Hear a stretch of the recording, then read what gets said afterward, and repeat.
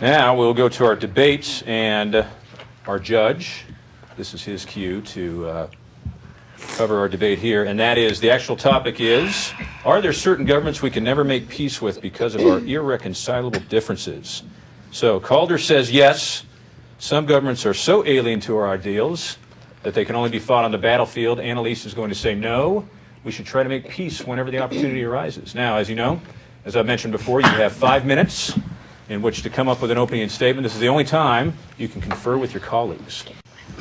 Are you ready? Okay. Now you will have 2 minutes, Calder, to deliver your opening statement. You can begin now.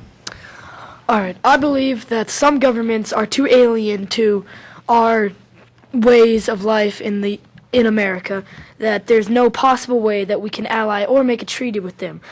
Like Nazi Germany, Russia, North Korea, they're all very unpredictable, and even if we make a treaty with them, there's no telling that they won't wage complete war on us and just turn on us.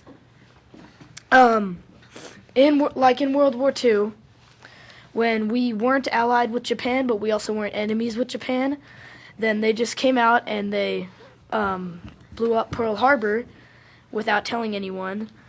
That can't happen again, because if we let that happen, then we are endangering the lives of many U.S. citizens and Army men. Some countries also don't want peace, and there's no possible way that we can work with them to try to get a treaty, and they're just very unpredictable and alien to our government, ISIS. They do public executions and killings and mass bombings and suicide bombings and a lot of stuff that cannot happen in American society. And if we try to ally with them, there's nothing saying that they won't retaliate on us and attack us. And even if we're not allied with them, and we're not enemies, they're still so unpredictable that they can attack us at any time, and we wouldn't. The only thing stopping them from that would be our defense systems. Okay, with 8 seconds to spare. Now, Analisa, we go to you. You are saying, you're arguing the opposite. You're saying, no, we should try to make peace whenever the opportunity arises. You have 2 minutes to deliver your opening statement, beginning now. I believe that we should try to make peace whenever the opportunity arises, because war is too costly on us, and there's too many casualties for America.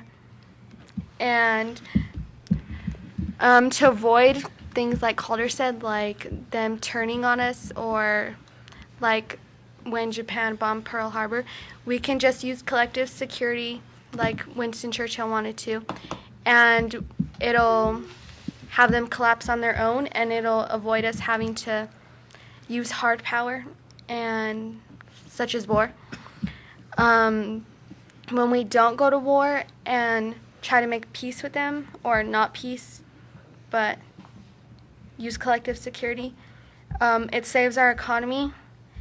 And if we say that some countries are too alien to be at peace with us, then that's just going to make them even more mad, and everyone would be at each other's throats. Like other countries' allies would come to war with us because of their allies, and then our allies would be going to war with them, and then everyone would be fighting each other, and then everyone's economy would go down.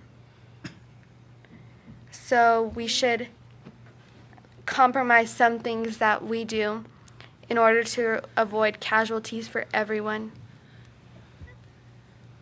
Okay. And I thought it was the Germans who bombed Pearl Harbor. Sorry. What? Old joke from an old movie. Okay, shows how old I am. All right, so Judge, that point you can score the opening statements, and we will move on to the counterpoint, which I will deliver. And Mr. McCarthy has 1 minute to respond to me, and this is where he's got to think on his feet. So, Calder. Yes. Isn't it better to have a running dialogue with Iran instead of constant tension? You've mentioned that there are some regimes that are irreconcilable with our values as Americans. But shouldn't we, even if though they are enemies, shouldn't we have a running dialogue with them just to avoid any misunderstanding, especially if it's between nuclear powers such as the United States and soon to be Iran? You have 1 minute to respond. Maybe having a running dialogue could be helpful, but if we're having a running dialogue with countries such as Iran or North Korea or Russia, they're so unpredictable that we can't know that they may be doing stuff behind our backs, like planning attacks or invasions or nuclear strikes, and we will never really know for sure what they're doing. Analisa, what he just said, you have to rebut that. So is there anything you would like to say in response to that? So For 1 minute. So What do you think of what he said?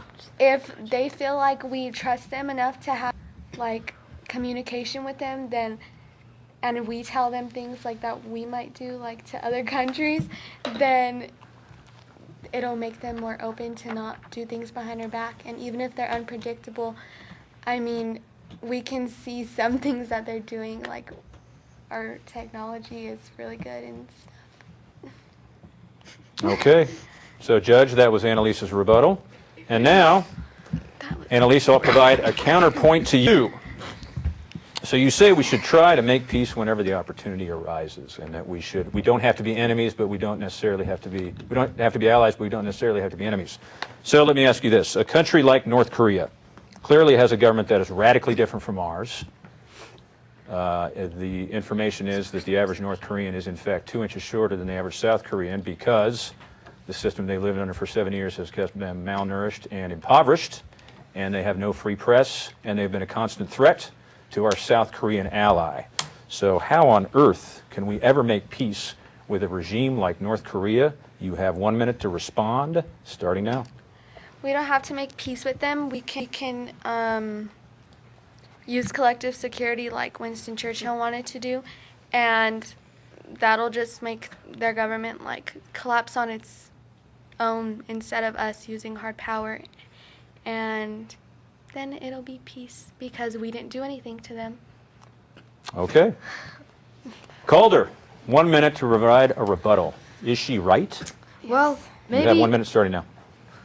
maybe if we didn't do anything to them, even if we didn't do anything to them, then they still might not like us. Because a lot of countries have religious beliefs that are opposing people who don't believe the same or who don't practice the same religion that they are. So because of that, they might just think that, oh, all these people don't practice the same religion as them. Screw them. Let's just attack all of them, and then just go and attack all of them and wage war on us. And then even if we're not enemies with them, there's still nothing stopping them from doing that. Even if we're allies with them, they can still, governments that are that radical will still do radical things. All right, good first round, guys. Let's move on to our next topic.